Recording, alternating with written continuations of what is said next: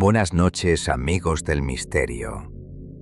Dicen que la luna es el espejo silencioso de la Tierra, pero algunos aseguran que en su superficie descansan los restos de algo que no pertenece a este mundo. Sombras, estructuras, ruinas imposibles de explicar. Esta noche en Doctor Siniestro descubrirás la verdad prohibida sobre las ruinas en la luna. Ponte los auriculares, apaga las luces y déjate guiar por el misterio. 1:10, buenas noches amigos, bienvenidos a la nave de Milenio 3.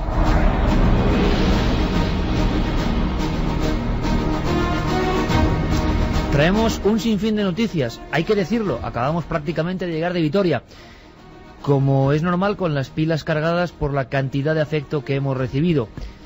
Un afecto muy especial, un afecto que demuestra siempre la gente milenaria. Algo para nosotros imborrable, inolvidable. Cuando ayer, en Mendizorroza, 5.000 almas latían a un mismo ritmo, siguiendo este vuestro programa de radio. Para nosotros, lo dicho, algo que llevaremos siempre en nuestra alma. El saber estar, el respeto, la educación, siempre ningún problema, allá donde vayamos en España, demostrando que los milenarios, como así nos llamamos, para identificarnos de alguna forma, somos gente de una pasta muy especial y muy entrañable. Para mí, tengo que decirlo, que vi la luz en Vitoria es algo realmente imborrable de los recuerdos. Pero para todo el equipo, para todo, para también el que no pudo estar, que en otros menesteres se encontraba en diferentes puntos de España o del mundo, como es el caso de algún invitado que tenemos esta noche, también ha sido muy especial, porque esto era un homenaje de cariño, de afecto a todo el equipo. Lo dicho, ayer, de noche, 5.000 almas viendo la radio. Ahí es nada. Pero, desde luego, las noticias tienen que continuar, tienen que seguir. Nuestra labor está para eso. Y esta noche la mesa de redacción es muy especial. Va a ser, intuyo, más pausada, más para la reflexión. Pero yo os prometía hace unas semanas uno de esos temas, vamos a decirlo así, punzantes, picantes, irritantes, no sé cómo llamarlo. Tenía muchas ganas de hincarle el diente a una leyenda urbana, o quizá no, realmente polémica. Y quiero ver vuestra reacción, de verdad, esta noche más que nunca. Ahora os leo un teletipo de esos que le dejan a uno confuso. Hallazgos extraños aquí al lado, en la manzana siguiente, en la luna. Y es que el teletipo decía exactamente que los eruditos no pueden explicar una franja ancha en la luna que se parece a una franja, repiten la palabra, de despegue y alunizaje. En fin, la noticia, polémica donde las haya, viene a incidir en una historia que todos los amigos de Milenio bien conocen. Repito por enésima vez. Nuestro equipo, nosotros, aunque hemos tocado el asunto desde el punto de vista periodístico, creemos firmemente que el hombre ha estado en la luna, claro que sí. Lo que también decimos es que hay algunas fotos curiosas que quizá fueron empleadas o trucadas de alguna manera un tanto incomprensible y que llevan a confusión. También decimos que sobre el mundo de la astronáutica y de esos viajes a la luna que hace tanto tiempo que no regresamos, ¿no? Desde, pues prácticamente 35 años que no volvemos al satélite, han generado un sinfín de rumores. Y de vez en cuando, pasando el tiempo, nos encontramos con noticias como esta. Leo textualmente. Despedidos altos funcionarios de la NASA ofrecieron el pasado día 30 una conferencia. Y voy resumiendo a mi manera porque si no sería larguísimo. Hablan de un secreto mantenido por el gobierno norteamericano. El secreto sería, en titulares, existen vestigios de construcciones, pone la noticia, el teletipo, retransmitido a todo el mundo, humanas en la luna. Seamos serios, seamos científicos como los científicos que habitualmente vienen a Milenio 3, entre otros el presidente de los astrónomos de la Sociedad Astronómica Española y tantos otros. Esto es para echarse las manos a la cabeza y para decir es imposible. Bueno, partamos de esa base, es imposible. Pero sepamos por qué. Preguntémonos por qué ocurre esto, por qué en el mundo hay convulsión, digámoslo así, entre los más ortodoxos y los más enloquecidos, podríamos decir. Y queremos saber los argumentos de los enloquecidos. ¿Qué aportan? Bueno, según ha revelado el periódico Pravda, en el Club Nacional de la Prensa de Washington se celebra esta conferencia. Varios personajes que luego vamos a conocer con Santiago Camacho, quiénes son, de qué pierna cojean de alguna forma, de qué forma están situándose a un lado o al otro de la realidad, de la ortodoxia. Lo cierto es que hablan, en resumen, de que en los años 70 astronautas norteamericanos vieron cosas. Con sus cámaras fotográficas, las célebres Hasselblad registraron, dicen ellos siempre, vestigios de construcciones humanas de antigüedad remota. Afirman, la NASA ordenó destruir esas fotos. Ahora van a publicar, y lo han hecho, algunas. No solo eso, dicen que varios astronautas de diferentes misiones han traído un gran secreto a la Tierra y que ese secreto sigue permaneciendo bajo 7 llaves, bajo 7 sellos. Al parecer, incluso se descubrieron microbios en la Luna y en Marte. Todo esto es alucinante. ¿Nos lo creemos? Seguramente no.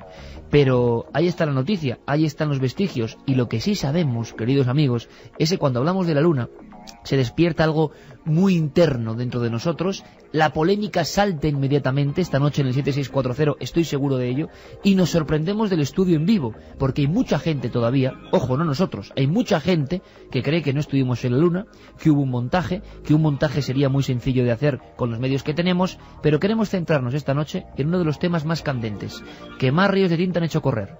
¿Ruinas de qué? ¿En la Luna? ¿Ruinas hechas por los propios astronautas artificialmente con sus coches de exploración? ¿O algo más? ¿O se encontraron algo? Quizá para entrar en materia habría que escuchar una de las célebres conversaciones que dieron lugar a tantas polémicas. En los años 60 finales, desde luego, aparece esta conversación apócrifa, prohibida, que dicen que es un momento de mucha tensión dentro del comando, digámoslo así, inicial que pisó la Luna, el Apolo 11.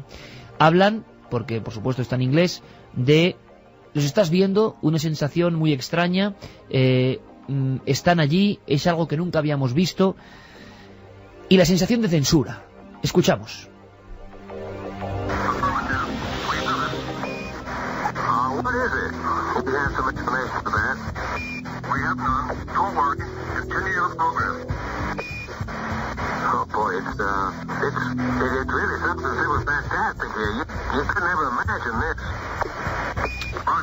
Cosas inimaginables, están en la Luna, no saben cómo calibrarlas. ¿Nos suena a montaje? ¿Nos suena a pequeña pieza para hacer leyenda urbana? Nosotros indagamos en su día, hace ya un par de años, nos interesamos por esta historia. Vino aquí Santiago Camacho, miembro de la mesa de redacción, a hablarnos de las polémicas que hay. Y quisimos ahondar y hablar con periodistas españoles que aquella noche mítica de la llegada del hombre a la Luna, del gran paso para esta especie de conquistar un sueño de siglos, y decían que ocurrieron cosas muy raras. Santiago Vázquez, gran profesional de la televisión, la cara de televisión española durante muchos años, en aquellos años 60, se encarga, él desde España, Hermida desde Estados Unidos, de retransmitir el momento mítico. Bueno, pues Santiago no se ha cortado un pelo, es un hombre que no tiene pelos en la lengua y que cuenta lo que vivió. Dice que hay unos minutos donde los periodistas son obligados a desalojar la sala de conexiones, todos a un mismo tiempo, pierden la noción de lo que está ocurriendo durante 4 o 5 minutos. Invitados, dice él, a salir. Claro, puede que sea algo totalmente natural, pero todo esto va metiendo píldoras de leyenda, agrandando el mito. Pero que lo cuente Santiago Vázquez. Nos invitan, voy a poner con comillas, nos invitan a salir de ese habitáculo, pequeño habitáculo. Ahí sí noté cierto nerviosismo de que fuéramos pronto, que no había por qué. Y esa es la gran incógnita que yo tengo de esa noche. ¿Qué pasó en esos 4 o 5 minutos y por qué salimos de allí? Los monitores tenían en ese momento un plano con la nave avanzando muy cerquita. Y antes de llegar a posarse, ahí nada, unos segundos, no sé cuántos, ahí se cortó. 1:19. Hoy nuestro particular comandante astronauta de este Apolo, de la radio, es Jirey Martínez. Con sonidos, claro, cósmicos, como manda la ocasión, ¿no? Para meternos en la mente de los que piensan que ocurrió algo extraño. Ojo, repito, que no es que lo mantengamos nosotros, o quizás sí algunos miembros de esta mesa, lo vamos a descubrir. Noticia de última hora, ex funcionarios de la NASA, ¿será así? ¿No será así? Denuncian que algo está ocurriendo, y que van a publicar una serie de fotos donde se ve eso, lo imposible, vestigios, ruinas en la Luna. Carmen, buenas madrugadas. Buenas madrugadas, Iker. Cansadita, después de la experiencia de Vitoria. Sí, lo que pasa es que se te pasa el cansancio después de tanto cariño y tanta ilusión como vivimos anoche con esas 5.000 personas que dejaron todo lo que tenían que hacer en esa noche de viernes mágica para subirse a una nave de emociones y de misterio.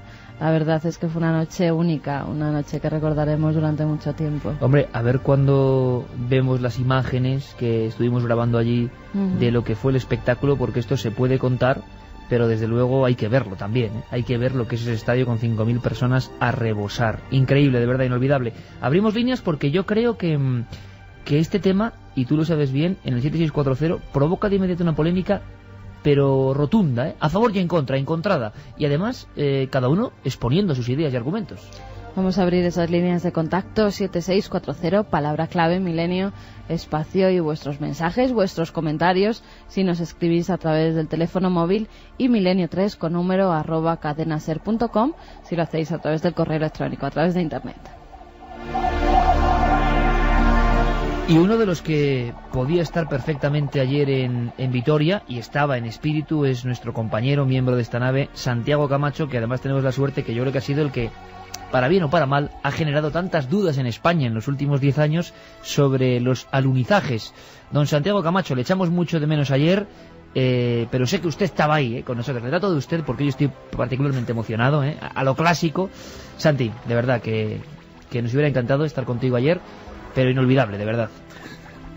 Pues me consta, y además efectivamente yo estaba también ahí en espíritu, como estoy en todo lo que rodea al ambiente milenario. Y bueno, respecto a este tema, pues tenemos una bonita noche por delante, con algunas cosas sorprendentes, otras sorprendentes en el sentido contrario, es decir, de quitarle un poco de hierro a algunos temas. Pero desde luego todos vamos a aprender mucho esta noche, porque el tema se presta a ello. Es que eso es lo importante, Santi, aprender, saber, porque simplemente diciendo lo que dicen es una locura, no vale la pena, cerrándonos a unos u a otros no aprendemos. Y la misión de esta nave siempre es aprender. Pero además vamos a viajar por el mundo esta noche, vamos a viajar a Rusia, vamos a estar allí para saber qué pasa con esa secta del fin del mundo que se ha encerrado en una especie de catacumba y que están esperando el fin de los días.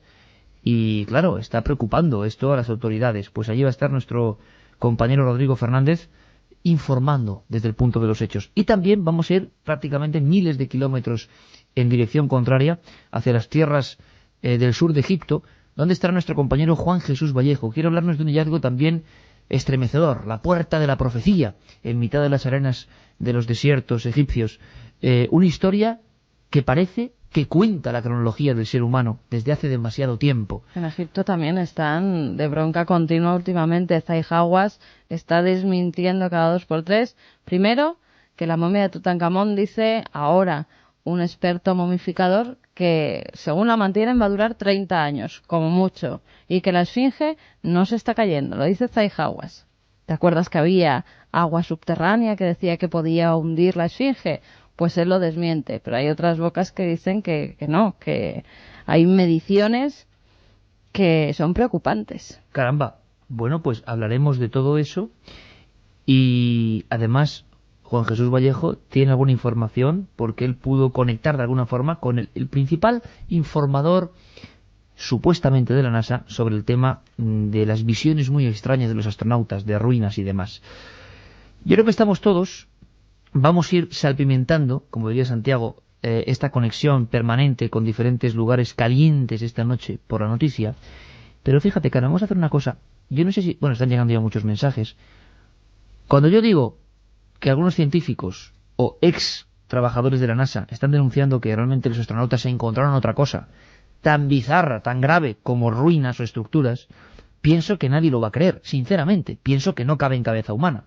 Pero me doy cuenta de que hay gente que cree que puede ser perfectamente real.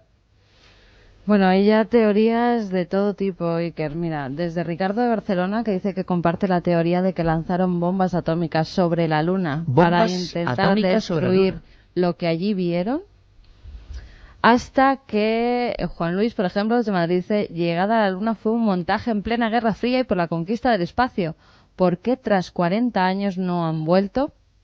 Me gustaría, si os parece, porque estamos cerca y debe ser ya muy próximo el programa 600, creo que es el 597, no lo sé exactamente, revisaré las cuentas. Pero 2 veces en esos 600 programas hemos hablado de el montaje o no, que yo personalmente creo que no, pero del alunizaje. Pero me gustaría que esta noche nos centráramos sobre todo, si os parece, amigos, en las ruinas, que es como la cara B, ¿no? Ya lo más heavy que hay en el tema de la Luna son las ruinas. O sea que ya hay gente en el 7640 y hoy vamos a prestar también atención muy especial. Hoy sois más especiales que nunca porque queremos que seáis parte fundamental de esta mesa de redacción. También el mail, milenio3@cadenaser.com, porque hay gente que querrá expresar algo más del porqué. Hoy se pueden dar más argumentos. Pero, si os parece, compañeros, empezamos con la noticia. Es decir, hemos escuchado a Santiago Vázquez, el transmisor en España de aquel momento mítico. Mucha gente se pregunta por qué no hemos vuelto, por qué durante 3 años se hacen varias misiones, pero después no se ha vuelto a la Luna, que está aquí al lado. Y tu opinión personal, o si hay que dar más datos concretos. ¿Qué ha pasado en esa conferencia? ¿Y quiénes son estas personas, estos supuestos científicos ex de la NASA, que de repente están amenazando y diciendo que van a soltar una cantidad de información gráfica que nos va a hacer temblar y va a hacer reescribir la historia? Pues vamos a ver, esto sucede pues hace apenas unos días en el Club Nacional de Prensa de Washington. Es un lugar donde se celebran ruedas de prensa con cierta asiduidad, generalmente para temas de relativa importancia. Esa rueda de prensa la convocan fundamentalmente 2 personas. Uno es Ken Johnson y el otro es Richard Hoagland. Ken Johnson y Richard Hoagland. Ahí tenemos los 2 nombres. Richard Hoagland es un personaje que, si no le suena a los oyentes de Milenio 3, les debería sonar, porque está detrás de muchas historias que nos han sorprendido y nos han asombrado a lo largo de estos años relativas al espacio. Él fue el principal promotor de toda la famosa historia de la cara de Marte, de las posibles ruinas marcianas. Y no estamos hablando de alguien que sea ni mucho menos un indocumentado, ni un iluminado, ni nada por el estilo. Cuando hablábamos de esa retransmisión que hacían Jesús Hermida, José Antonio Silva, Santiago Vázquez, en el lado americano, los norteamericanos, como aquí recordamos a Hermida, recuerdan la voz de Walter Cronkite. Cronkite, claro. Pues él era el asesor científico del programa de Walter Cronkite. O sea, él estuvo asesorando científicamente durante muchos años, y especialmente esa noche mágica del alunizaje, y por tanto era un divulgador científico de reconocido prestigio. Y digo era porque cuando empezó a meterse en cosas más o menos heterodoxas, pues también empezó a cerrarse puertas de alguna y a ser manera. despedido, me imagino, ¿no? Correcto. Y bueno, pues... Por cierto, Santiago, la pasión de él porque en la Luna se esconde algo empieza justo a partir de esa noche del 20 de julio del 69. No, la historia de Hoagland empieza con Marte. Él es uno de los primeros en dar crédito a la historia de que efectivamente existe una serie de ruinas en Marte, no solamente la cara.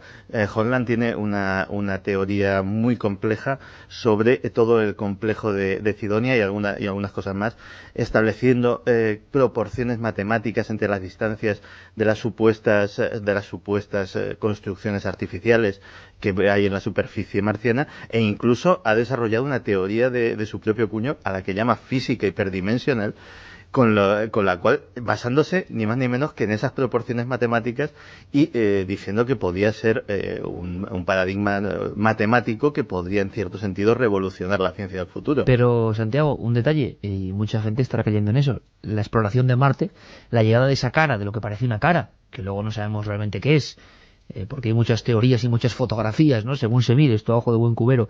Estamos hablando de los 70, por lo tanto, este hombre, cuando era asesor científico y cuando llegamos a la Luna, creía perfectamente que todo iba normal, que todo estaba ok, que no había ningún truco. Sí. Se empieza a enamorar de lo extraño, de lo insólito, años después. Sí, efectivamente. Podemos cifrarlo, pues a lo mejor en el 75, a mediados de los 70.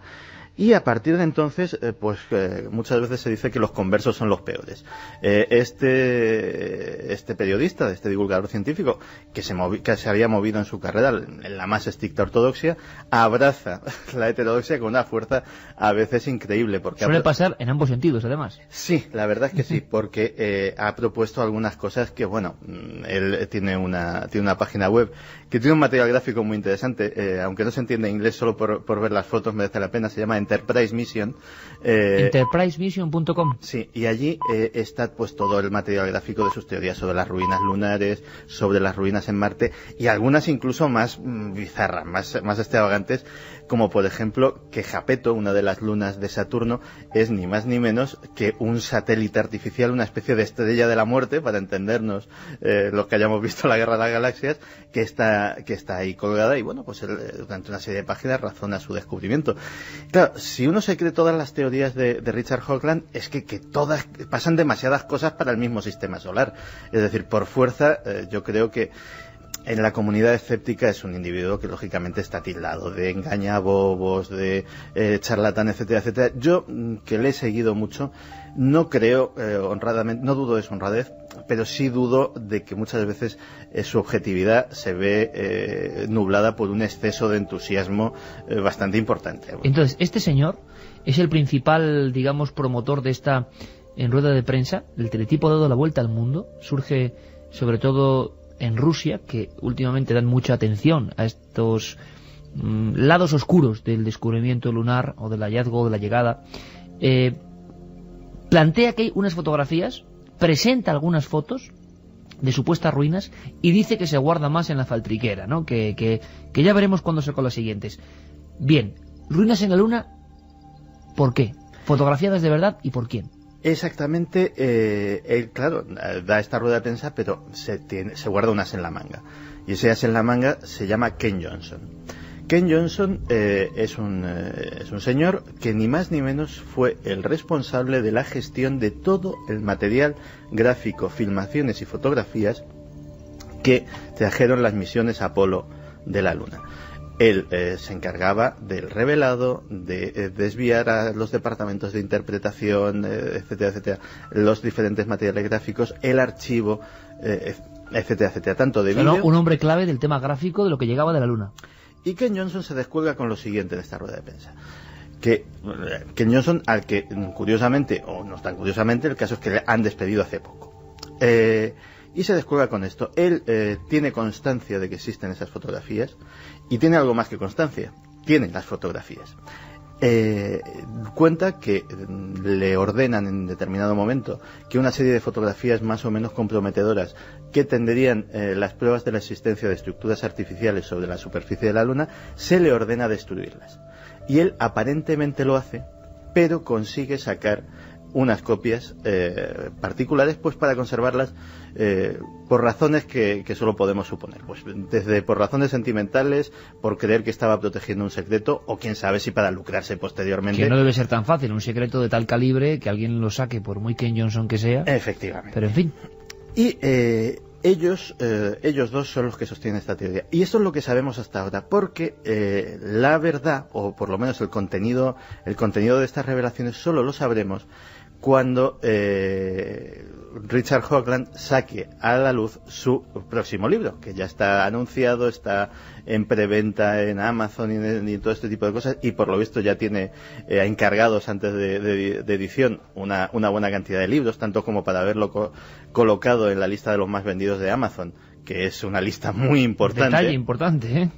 Es decir, que el tema por lo menos atrae, y yo, que no he tenido ocasión de ver la rueda de prensa, pues esa respuesta nos indica que debió de dar argumentos bastante convincentes para ello.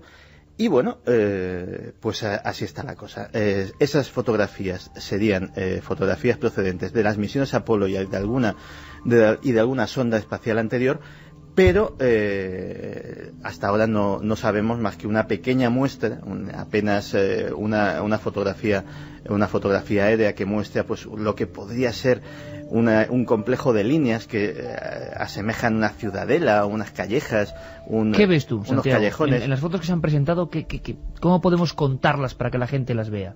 Hablan de una especie de pistas, en plan Nazca lunar, ¿no?, de grandes dimensiones, que ellos asemejan con lugares, entornos donde alguien pudo aterrizar y despegar. Claro, lo que pasa es que tampoco estamos hablando de una historia en absoluto nueva, por ejemplo, en 1966, el 20 de noviembre, se descubren lo que se llamó las cúspides de Blair, o para el común de los mortales, los obeliscos de la Luna. Y es que existe el Lunar Orbiter 2, tomó una serie de fotografías... ¿Antes de llegar al hombre a la Luna? Sí, mucho antes, estamos hablando del 66, y tomó una serie de fotografías, era una sonda de reconocimiento fotográfico, y bueno, pues el Johnson de aquel momento, que era un señor que se llamaba William Blair, al revelar algunas de estas fotografías descubre unas anomalías muy interesantes. Son unos puntitos, apenas discernibles, pero que proyectan una sombra alargada, muy alargada y muy larga sobre la superficie lunar.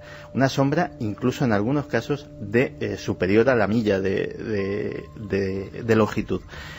Estaríamos hablando que por el tamaño, por la forma de la sombra, se deduce que esos puntitos en realidad son unas cúspides. De hecho, la cosa llegó a tener cierta trascendencia en su momento porque el Pentágono tomó cartas en el asunto, porque empezaron a ver que esas aristas afiladas que salían de la superficie lunar se llegaron a plantear y se estuvo estudiando durante algún tiempo si no podían ser misiles soviéticos, es decir, que los rusos en secreto hubiesen llegado antes a la Luna y estuviesen una batería de misiles apuntando a los Estados Unidos desde allí. Incluso se llegó a eso. De hecho, aquí tengo un par de... dos reliquias muy anteriores a esta rueda de prensa. Efectivamente, y estas teorías. Dos libros, uno francés y otro norteamericano, fechados pues en esas fechas, en 1975. Cuéntanos. 76, y uno de ellos firmado por un tal Georges Leonard. Es una traducción francesa que pillé en un momento, pero que yo no leo nada bien el francés, pero me llamaron mucho la atención las ilustraciones. ¿Por qué? Porque, y ahora me llaman mucho más, porque son exactamente unas ilustraciones hechas a mano.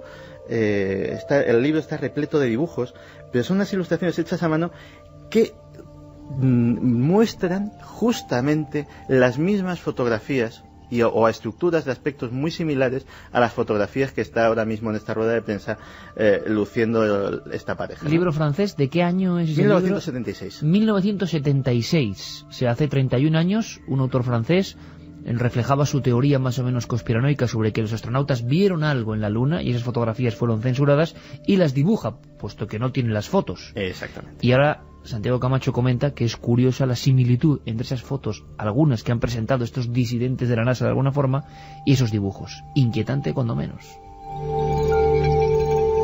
La NASA, Carmen, hizo un comunicado de alguna forma, o contra, no sé. Sí, pero tampoco dijo mucho. Pero ya lo curioso es que algo ha pasado, es decir, algo ha hecho daño o algo ha sido realmente popular en su respuesta mediática para que la NASA se tome interés, ¿no? Habitualmente la NASA no tiene ni por qué responder a estas teorías más o menos conspiranoicas. Bueno, él dijo, Michael Blocks es el que hizo ese comunicado, es el Relaciones Públicas de la NASA. Lo primero que hizo fue desmentir que Kent Johnson fuera un empleado directo de la NASA. Decía, le da poca importancia, como que era un empleadillo de una empresa. Hay que un luego... truco ya, ¿eh? Lo Claro. de empleado directo. Bueno, señores, Es. ¿es empleado o no es empleado? Lo Ahí de directo está. ya nos da igual. Luego ya incluso hasta él mismo se desdice y dice que bueno, que si fue empleado a lo mejor lo era del Centro Espacial Lyndon y que no tenía una relación directa. Y dice que no, que la NASA nunca, durante su misión a la Luna, ha destruido ninguna prueba, sino que son archivadas por un departamento especial, que por eso nadie ha podido tener acceso a ellas, pero que en ningún momento se han destruido ninguna fotos ni nada que haya venido de la Luna. O sea, Carmen, el responsable, digamos, de Relaciones Públicas de la NASA sí que sale al paso, por lo tanto ya intuimos que esta rueda de prensa del día 30 de octubre ha creado cierta polémica más allá, porque hace poco estaba Buzz Aldrin, Buzz Puñetazos Aldrin, sí. El hombre de la mano rápida, porque ya sabéis, lo comento esto simplemente porque el amigo Buzz, cuando de repente se encontró un periodista de estos conspiranoicos o apoloescépticos que no creen que hemos llegado a la Luna, y le llevaba una Biblia al hombre, bueno, hay varias versiones, ¿no? Vimos las imágenes en Cuarto Milenio en el primer programa, pero se le acercó diciendo, júreme ante la Biblia que usted ha estado en la luna. Y el mamporro que le suelta Buzz Aldrin es digno de Cassius Clay, de verdad, es algo impresionante.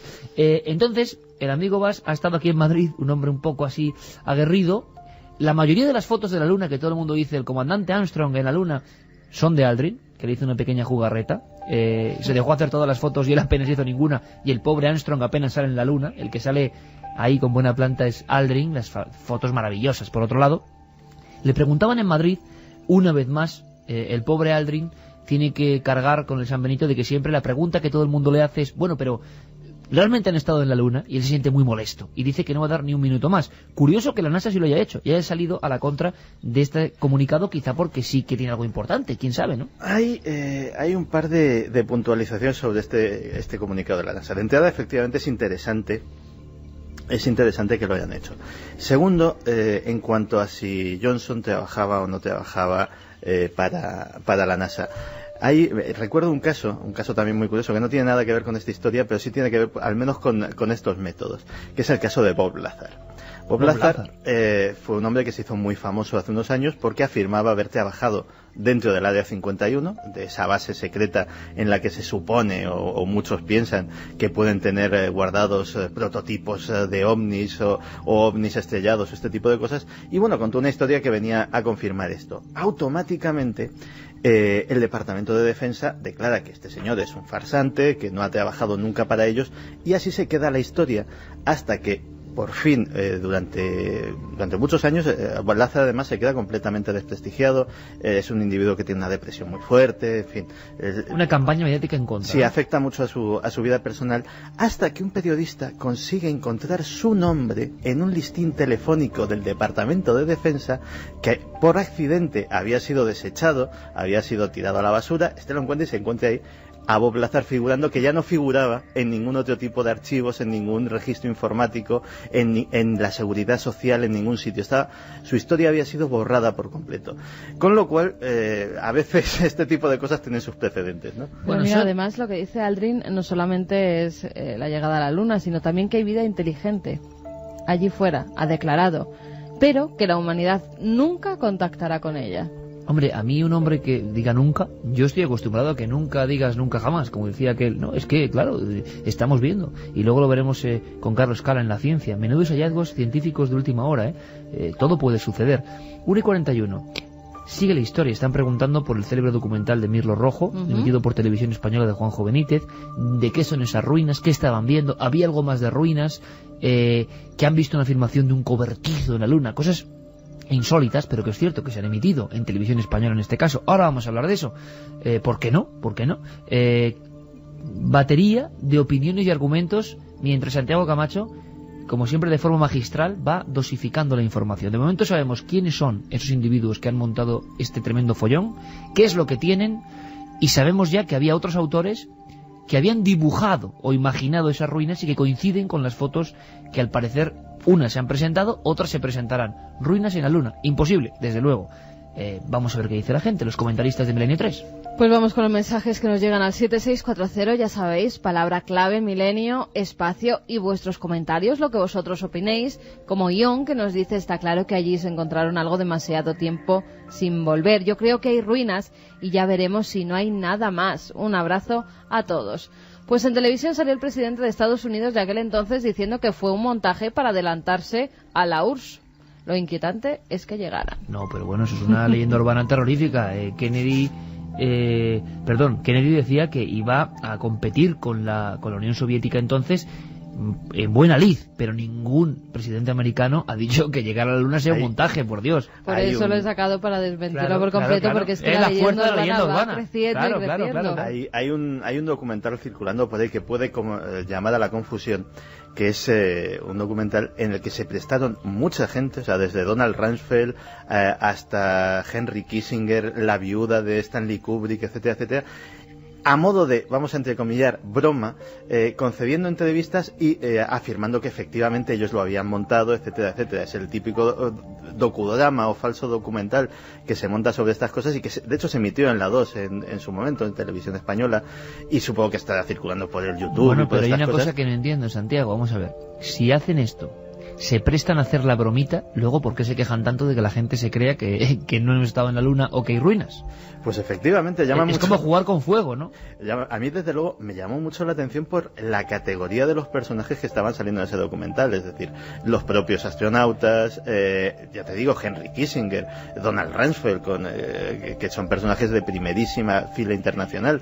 Pues se prestaron a hacer una bromita y de hecho supongo que a más de uno habrán confundido, ¿no? Claro, es que me parece, todo un esfuerzo tremendo, el propio Buzz Aldrin, el astronauta, hasta el gorro ya de que le pregunten si ha estado en la Luna. Y luego el entorno, más o menos, va y participa en bromas. Vamos a hacer la gracia de decir que no hemos llegado a la Luna. Claro, luego la gente se confunde. Quizás se abandonó la Luna porque no había nada de provecho, opina Jauma. Para demostrar que han ido a la Luna deberían poner algo allí que sea visible desde la Tierra. Un abrazo cósmico. Hay algo allí visible desde la Tierra. Hay unos espejos que sirven para hacer telemetría láser, que se colocaron en su momento para precisamente, apuntando un rayo láser, viendo cuánto tardaba en llegar y cuánto tardaba en volver, reflejado por ese espejo, por esa parabólica, digámoslo así, pues saber qué distancia, qué variaciones en la órbita, ese tipo de mediciones científicas. Con lo cual sí hay algo que dejaron. Curiosamente, también hay otra historia. Una cosa es dejar algo y otra verlo. Con los telescopios actuales, que son realmente potentes, para que nos hagamos una idea, el telescopio más potente que tenemos a día de hoy, que es el Hubble, que está en órbita, ni siquiera está en la superficie terrestre, en la resolución del telescopio del Hubble, el módulo lunar, la base del módulo lunar que quedó en la superficie de la Luna, equivale a un solo píxel, a un puntito indistinguible en una pantalla. Es decir, la resolución es tan baja que es imposible, o sea, habría que dejar algo del tamaño de una pirámide. Mucha gente pregunta de ese célebre programa de Google que escanea la Luna de alguna forma, pero que llegas a un nivel de altura, vamos a llamarlo así, en que todo se convierte en un inmenso queso.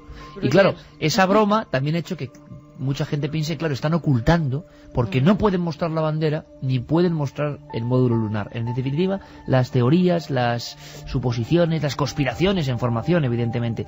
Pero sí pediría a la gente del 7640 esta noche, a ver si es posible, quiero su opinión, no sobre si llegamos o no, sobre las ruinas, lo que están hablando de ruinas. Hay cosas aparte de las ruinas, como Tomás desde Bilbao, que nos dice que Silva le comentó que apareció en la pantalla una cara de un ET y les obligaron a salir. Sí, José Antonio Silva, piloto de aviación y director del telediario en aquella época, ni más ni menos, habló de que de repente apareció una cara por unos segundos en plena transmisión. Se convirtió en otra leyenda urbana, ¿no? En la Luna hay carreteras y monolitos, al igual que en Marte se ven claramente construcciones artificiales. Bueno, aquí habría que decir una cosa muy interesante, ¿no? Cuando Schiaparelli habla de los canali de Marte, nadie le cree, evidentemente. Y luego los descubrimientos marcianos, lo hablábamos con Miguel Gilarte, ¿no? De la presidenta de la Asociación Astronómica Española. Es verdad que de alguna forma esos canales existen, ¿no? Lo que pasa es que la interpretación que se le daba como manufacturados o hechos por una civilización, pues no, o quién sabe. Pero, o sea, carreteras, pistas y construcciones, y mucha gente lo cree. Y no solo eso, Claudio desde Baeza nos dice, pues puede ser que tiraran bombas atómicas para destruir lo que vieron y no hayan vuelto por miedo a la radiación, porque puede quedar radiación, ¿verdad? Bueno, yo creo que ya se incorpora nuestro compañero Carlos Largo. Vamos a hacer la llamada, la conexión, vamos a viajar hasta el sur de Egipto, porque creo que es necesario que, a pesar de que Juan G. Vallejo va a hablarnos de otros temas muy diferentes, se incorpore esta tertulia, ¿te parece, Santiago? Porque él investigó mucho el tema del hombre, que yo creo que es culpable, entre comillas, de que se hable de radiación, de bombardeo posterior de la Luna y una especie de virus porque ya no se puede volver. Ese es el motivo del retraso, de alguna forma. Anuncios ahora de Bush que se han perdido un poco en el tiempo, de que en el 2018 regresaremos a la Luna. La gente se pregunta por qué no hemos vuelto si estamos ahí al lado a nivel cósmico. Es que la mayoría de la gente, por los mensajes que nos llegan, no creen que hayamos ido a la Luna, ¿eh? Ya, sigue... 70%, así a bote pronto, de personas, 70 o más, 75%, que no creen que hayamos llegado a la Luna, que creen que fue un montaje de Estados Unidos, y el resto que sí, dicen que sí que hemos llegado. Y cuidado que lo vimos ayer, lo vemos siempre, ¿no? Que hay muchos científicos que a veces muestran su verdadera cara o su pasión cuando conectan con Milenio o cosas que no pueden decir. Gente de lo más normal, vosotros lo sabéis. En el año 2002, Santiago Camacho vino aquí por vez primera a hablar de los interrogantes en torno a la Luna. Creo que en el 2005 o 2004 finales hicimos otra. Y ahora es el 2007. Las 3 veces se colapsó el sistema de mensajes y el porcentaje era más o menos así o inferior. 70% creía que no habíamos estado en la Luna y yo me sigo quedando asombrado, porque siempre digo que sí, pero la Santi, gente dice... ¿tú lo crees o no? Vamos a ver. Santiago, te dice, que hemos estado... te por dice Dios. Molinaro. Hola amigos, y Santiago dice que hay grandes espejos en la Luna colocados por las personas.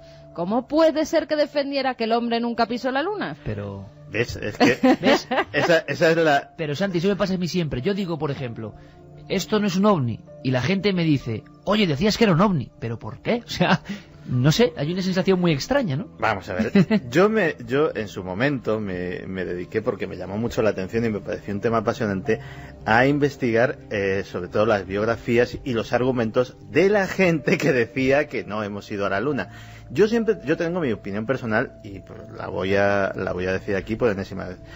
Yo personalmente sí creo que fuimos a la Luna. Ahora bien, y eso curiosamente parece que me lo viene a confirmar este tal Ken Johnson, porque viene a decir algo parecido. Yo creo que hay anomalías muy importantes en las fotografías, es decir, de acuerdo completamente. Que nos han colado como verdadero material gráfico falso. De acuerdo. Y me pregunto por qué razón. Evidentemente una razón puede ser que no hayamos ido. Otra razón es que las fotografías auténticas, por H o por B, no se puedan enseñar. ¿Porque mostraban algo que no se podía ver? Por ejemplo. Otra razón es que sencillamente se perdiera el material gráfico. Tú imagínate qué escandalazo el que van allí y no se tienen una sola foto porque se vela la película, porque no tienen en cuenta... Una cosa, Santiago, ¿se ha sabido algo más de los centenares de cintas perdidas por la NASA? 3 contenedores. Nada. A todo esto añadimos que la NASA, ¿os acordáis, verdad? Es que las noticias vuelan y nadie se acuerda. Perdió centenares de cintas de la grabación primigenia y no han vuelto a aparecer. Claro, todo esto. Pero a las 2 menos 10 prácticamente, en algún lugar de Egipto remoto, donde vamos a descubrir cosas apasionantes como siempre, está nuestro querido Juan G. Vallejo. Adelantamos su conexión porque quiero que nos cuente algo de esas ruinas, de esas teorías, de esos mirlos que hablan, escapándose de alguna forma del férreo seguimiento de la NASA. Pero antes, sobre todo, me gustaría saber qué está viendo ahora mismo nuestro querido Juan G. Vallejo. Juan G., buenas noches en Egipto. Hola, buenas noches, ¿cómo estás, Iker? ¿Cómo estás tú? Yo muy bien, con un poco de frío y acribillado por los mosquitos, que llevo aquí media hora esperando en la orilla del Mar Rojo y estoy pues en medio de la más absoluta nada. Estoy en el desierto. No te quejes, que fíjate qué visión tienes, ¿eh? Media Hombre, hora ahí paseando en solitario. La visión que tengo es increíble, o sea, es de una, bueno, pues total y absoluta soledad, una total y absoluta paz. Las luces más cercanas que veo están, calculo, como unos 20-25 kilómetros a mi derecha.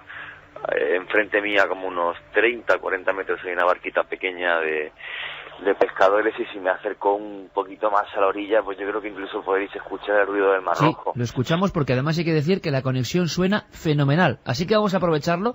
Luego vamos a hablar de la Puerta de la Profecía, de monasterios llenos de secretos, pero Juanje, te llamamos porque tú además conseguiste que pudiéramos escuchar y ver a Alan Davis.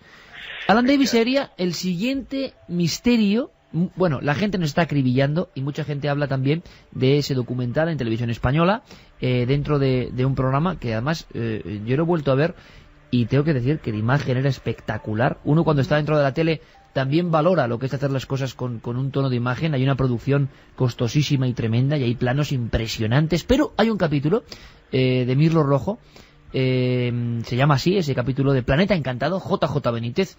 Yo digo que es un trabajo excelente, pero en ese capítulo, cuidado, hay muchas anomalías. Y muchos, y tengo que decirlo y no hay ningún problema, y lo dije en su día, nos quedamos asombrados, porque de repente aparecen unas filmaciones, recreaciones, suponemos, porque claro, de los astronautas filmando una serie de ruinas, lo que parece una especie de cobertizo, y una serie de cosas. Todo esto parte de Alan Davis, y me gustaría que nos lo presentaras y que nos contaras un poco qué sabe este hombre y qué dijo.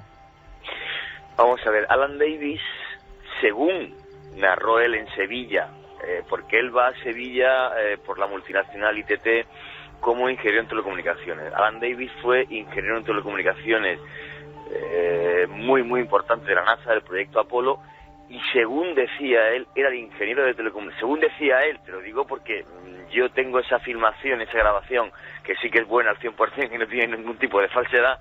En esa grabación, bien, lo que él decía es que era el ingeniero de la NASA que estaba en la isla de Antigua recibiendo la señal directa del Apolo, y él rebotaba la señal desde Antigua hasta Houston, con lo cual era el primero en ver las imágenes de la NASA.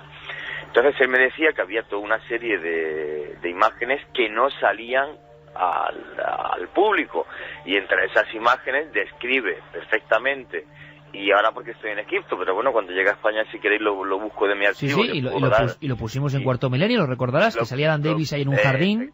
Efectivamente, hablando a mí el que me da esa información es José Luis Hermida, que es un profesor de inglés, que además periodista, y que hacía una sección de temas de misterios en Canal Sur Televisión. Entonces a mí, una de mis conversaciones que tuve con él en Sevilla, cuando me dijo que había entrevistado a Alan Davis y que tenía un vídeo en el que este señor, repito, ingeniero de ITT en España, que fue a Sevilla para la Expo, para la exposición del 92, que él tenía un vídeo donde Alan Davis comentaba con todo lujo de detalles cómo él estaba en la isla Antigua y recibe una señal de ruinas en la Luna. Además, no es que diga que recibe una señal de ruinas en la Luna, es que describe perfectamente cómo son esas ruinas. ¿Y cómo son, Juanje? Las ruinas es lo que las describe exactamente es de unas piedras grandes con ventanas o puertas, no sabía describirlo porque tenían una altura como pequeña, como si los seres que vivieran allí serían o fuesen algo más pequeños que los seres humanos. Esto ya sí que es una gran suposición, pero vamos, describe perfectamente las construcciones, y no una o dos, sino que había varias y perfectamente delimitadas, ya te digo, con ventanas o puertas de un tamaño pequeño, para que seres humanos o seres de otro tipo pudieran entrar y salir de ellas. Esa es la base que yo me imagino, que porque nunca lo confirmé, llevo un tiempo que tuve amistad con Juan José Benítez, luego ya la perdimos definitivamente, y que esa es la fuente que tuvo Juan José Benítez. Entonces, no podemos demostrar que la fuente de Juanjo Benítez, que él por supuesto mantiene en secreto como debe ser, sea el mismo Alan Davis, pero muchos suponen que sí, ¿no, Santiago? Pues digamos que hay muy buenas razones, efectivamente, para suponer que Alan Davis es el famoso Mirlo Rojo. Si me permitís una cosa, y esto se podría aclarar llamando a José Luis Hermida, en cuanto yo llegue yo tengo su teléfono en mi casa, tengo una relación con él. A mí, José Luis Hermida me comentó que efectivamente que JJ Benítez conocía a Alan Davis. Entonces, bueno, lo cierto o no, Juanje, uno son dos. En el año 92. Y en el 2004, si no me equivoco, se emite ese programa, con gran audiencia, por cierto, de Mirlo Rojo. Se reproduce ahora, además, por internet de una forma tremenda. Hoy nos hemos quedado muy sorprendidos al volver a verlo. Y fíjate, como es tan interesante lo que vamos a contar, como Santiago Camacho ha hecho lo mismo que hizo yo, que es ponerlo, lo mismo que hice yo, ponerlo y volver a verlo, ¿no? Y hay tantas sensaciones, pues yo creo que podíamos dejarlo para la segunda hora, comentar qué se ve, qué no se ve, qué creemos, qué enorme irracionalidad es todo esto. Evidentemente yo pienso que es imposible, yo me adelanto, yo pienso que es imposible. Pero las imágenes son de una recreación, eso es una cosa que claro, pero sería una recreación imágenes inéditas, hipotéticamente de algo que estaba ahí en un tiempo, ¿no? O que sigue ahí, porque luego la teoría ya más bizarra es que encima no hemos vuelto porque, conscientes de esas ruinas, todo eso se bombardea. Claro, decir esto cuando hoy el ser humano de alguna forma, yo pienso, puede cartografiar cada milímetro de la Luna, aunque luego, claro, viene Santiago y me cuenta que sí, cada milímetro, pero que todas las imágenes al final no son tan cercanas. No tanto milímetro, para que nos hagamos una idea todos. De esas imágenes lunares que tenemos, cada píxel, cada puntito, sería el equivalente a un bloque de casas. Es decir... O sea, que unas ruinas, pero unas muy grandes, unos obeliscos... Bueno, vamos a hacer una cosa. Continuamos porque el tema es apasionante y terminamos luego conectamos de nuevo con Juanje, por supuesto. Batería, ¿de qué está pensando la gente? Porque yo estoy muy sorprendido. Bueno, Antonio desde Córdoba nos dice sí llegaron y se recogió gran cantidad de información, que por eso no ha hecho falta volver otra vez a la Luna. Yo he visto el documental de la broma sobre la llegada a la Luna. Hay que tener criterio, no se invadió un país como dicen al final. Hay un documental que cuenta que se dejaron un año una caja con una cámara en la Luna y cuando la trajeron y la analizaron encontraron que las bacterias habían crecido. Otra gran teoría. ¿Sí? Buenas noches, milenarios. José desde Valencia. Yo creo en las ruinas de la Luna y que eran de antiguas civilizaciones. Los americanos lo destruyeron todo. Yo creo que en la Luna se encontraron algo mucho más que cráteres. Lo que pasa es que no les interesa que lo sepamos, nos dice Milo. ¿Qué tienen esos individuos? Es bastante cara y un pedazo de visión comercial que ni esa bebida de cola que todos conocemos. Qué bien la de dinero que van a sacar con ese libro, nos dice Noemi. ¿Por qué no hay sondas alrededor de la Luna que nos aclararían mucho de la superficie y posibles cambios de ella? Pues seguimos en este dossier especial en Egipto, Juan G. Vallejo, y aquí nosotros. Y con muchos misterios. Ahora las noticias, enseguida volvemos. 2:06, la nave del misterio. Estamos encantados de esta mesa de redacción. Hoy muchos de los componentes de nuestra familia están dispersos. Coincidíamos con Luis Álvarez, que se ha quedado en Vitoria, por supuesto, siguiendo nuevas historias. Porque es que, caramba, ayer conocimos a tanta gente interesante en Vitoria que nos dio nuevas pistas que Luis no se lo ha pensado un momento. Él es así, Made in Álvarez, y se ha quedado allí buscando más secretos. Y a Juanje lo tenemos en Egipto, pero quiero que participe, como estaba haciéndolo, diseñando la historia de otro personaje, Alan Davis, que provoca este enorme seísmo increíble, pero que está ahí y que en la opinión pública ha calado. Y en el oyente de Milenio 3, que es de verdad, y está demostrado y estudiado, un oyente de un amplísimo abanico de posibilidades, de todo tipo y de creencias, pues sí que se piensa que realmente hay gato encerrado y que lo de las ruinas puede ser verdad. Nos parece increíble, repito.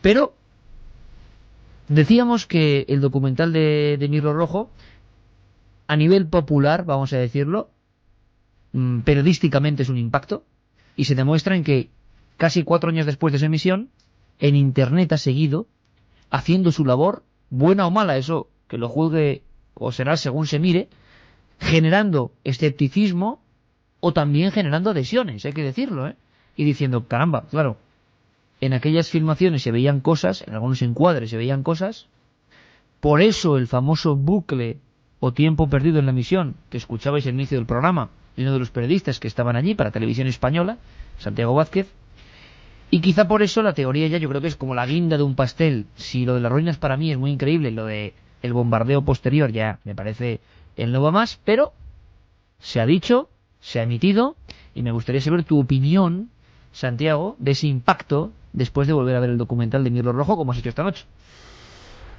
Pues la verdad es que ha sido una experiencia bonita, porque esta noche tengo una perspectiva que no tenía cuando lo vi por primera vez, que son 2 años y pico trabajando en televisión. Esa me ha hecho ver las cosas, si no de otra forma, por lo menos con otros matices. Evidentemente la historia es apasionante, lo que se cuenta en ese documental es francamente impactante, pero muchas veces en Cuarto Milenio nos hemos visto obligados a no contar historias porque no teníamos material para contarlas.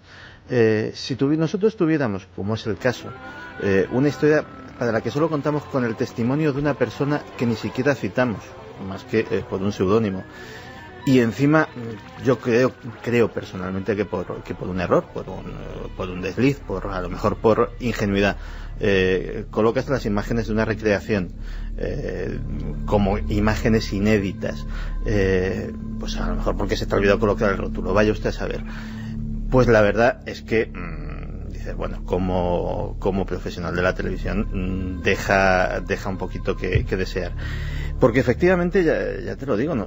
Y tú lo sabes mejor que nadie, se han propuesto temas apasionantes, temas que sabíamos que eran o ciertos o si no Evero Trovato, ¿no? Temas que podían haber sido muy interesantes para nuestra audiencia, pero a la hora de decir, bueno, ¿y con qué contamos? No para ilustrarlos, y afortunadamente pues contamos con un equipo de realizadores y con un equipo de profesionales magnífico para poner en escena cualquier cosa, sino para demostrarlo, es decir, para darle, si no por lo menos un toque de 100% de autenticidad, porque en estos temas es muy difícil y de hecho es muy complicado. Nos movemos en un crepúsculo entre luces y tinieblas, en el cual pues muchas veces nos deslizamos a un lado a otro, por lo menos para decir, bueno, esto hay una serie de elementos que presentamos a nuestra audiencia y luego que cada que juzgue, que es lo que siempre hemos intentado.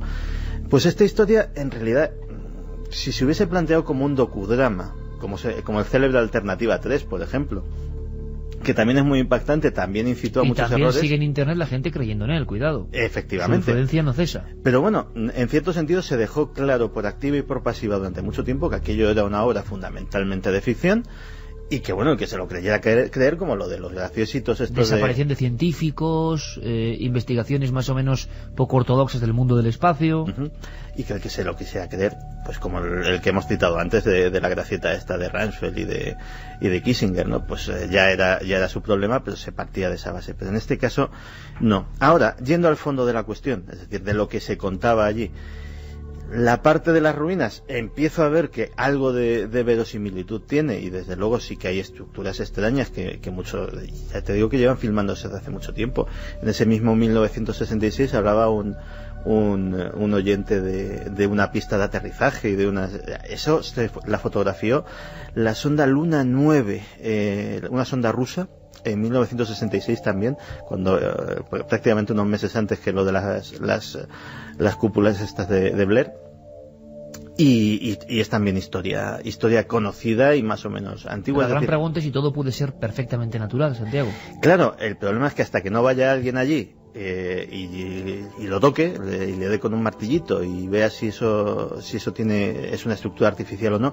Desde luego hay muchas estructuras raras. Se han tomado fotografías, diferentes misiones lunares, tanto tripuladas como no, de cosas, por ejemplo, que parecen cúpulas translúcidas. Hay una célebre estructura que se llama, que la llaman los aficionados a este tema, el castillo, que es una estructura de enorme complejidad, pero que digámoslo así, que para intentar ponerle un símil, que es como un complejo de estalactitas, de estalactitas de cientos de metros de alto. Hay cosas parecidas en la Tierra, no de ese tamaño, pero hay cosas parecidas. Cualquiera que visite, por ejemplo, el Valle de Ucanca, en las faldas del Teide, verá que hay extraños roques que los llaman allí, con formas absolutamente y la ciudad encantada de Cuenca, imagínate. Efectivamente. Por ejemplo. Y son cosas completamente naturales. Allí, lógicamente, no hay las dos cosas que forman este tipo de historias, que son la actividad volcánica y la erosión, en el caso de la ciudad encantada de Cuenca.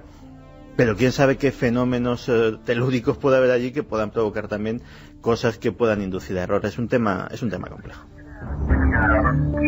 Y lo estamos sondeando, Juan G. Vallejo, en Egipto, a las orillas del Mar Rojo. ¿Tú crees, Juan G., en la posibilidad, por remota que sea, de que Alan Davis u otros informadores, como ahora estos, que han denunciado que hay vestigios de ruinas en la Luna, puedan tener algo de razón? Vamos a ver, yo es que os llevo escuchando y me llevo mordiendo la lengua aquí. Lo sabía. Te conocemos. Estás con los mosquitos en la inmensidad egipcia y mordiéndote la lengua. Estoy en medio del desierto del Sáhara, a 2 metros del Mar Rojo, que fueron las aguas que abrió Moisés, y estoy mordiéndome la lengua que... No sabes cuánto me alegro de tenerte tan lejos. Ten cuidado, no te envenenes. Hala, venga, cuenta. Vamos. Llamemos a las cosas blancas o negras cuando son blancas o negras y marrones cuando son marrones. No seamos maniqueístas. Una cosa es trabajar en televisión y otra cosa es desvariar de formas y maneras que me parece que no vienen al caso. Yo conocí al señor Juan José Benítez, le llamo señor por decirlo de alguna forma hace muchos años. No, hombre, no. Juanjo es un excelente profesional y en mi caso, ídolo personal. Así que, oye, respeto siempre. Juanje. Su ídolo personal tiene un gran problema, y es que piensa, cuando le suceden ciertas casualidades en la vida, que los de arriba, llámalo como quieras, le facilitan el camino y el paso. Si lo que estoy diciendo te molesta, Iker, lo sé, que te molesta. Pues entonces no lo digas. Perdona, pero la audiencia tiene también derecho a saberlo, y en sus libros... Pero vamos a ver, Juanje, seamos serios. Estamos hablando de las ruinas en la Luna y no de Juanjo Benítez. Cierto que mencionamos a Juanjo porque en su reportaje... España conoce esto por su reportaje, de acuerdo, pero hablemos de lo que se cuenta en el reportaje, y yo creo que no de la persona, que podíamos hablar de ella si estuviese aquí. Perdona, estoy hablando de la serie, ¿vale? Porque en la serie se refleja esa personalidad, ¿entiendes? Yo no critico a la persona de Juanjo Benítez, que se haga con su vida lo que quiera, que sea feliz y que venda muchos libros, que escribe genial, que escribe quizás, ya quisiera yo escribir la 10ª parte de lo bien que escribe él, pero el problema es que toda la confusión que da pie a ese documental, no ese documental de la serie, y otros documentales de la serie donde se comenta que la no sé cuántas vez que vino Jesucristo a la Tierra dijo tal. Bueno, ejemplo, pero las ruinas en la luna, Juanje, que es la cuestión, vale, bueno, ¿qué pasa? Vale, Alan Davis, efectivamente, según mis informaciones, conoce a Juan José Benítez y le dice exactamente lo mismo que tengo yo en una cinta de vídeo en casa, que es que efectivamente él está en la isla de Antigua, recibe una serie de imágenes y en esas imágenes hay ruinas que se ven en la luna. Eso es una realidad. Entonces luego Juanjo Benítez, pues bueno, pues en esa serie, pues y en ese capítulo, pues digamos que ficciona y por algún error o lo que sea, quizás como decía Santi Camacho, pues bueno, pues pone esa realidad que es una ficción, pero que para Alan Davis pues era una realidad. Y no hay más datos, ¿no, Juan? Es decir, ¿estáis de acuerdo, Santiago y tú, en que de eso no hay más datos, más que un testimonio y quizá este puñado de fotografías? Pero nadie ha visto esas ruinas con ventanas en ninguna fotografía, ningún periodista, ninguno de los que estéis interesados especialmente en el tema lo habéis visto, ¿no? No. Todo lo que... Pero perdona, fíjate qué testimonio.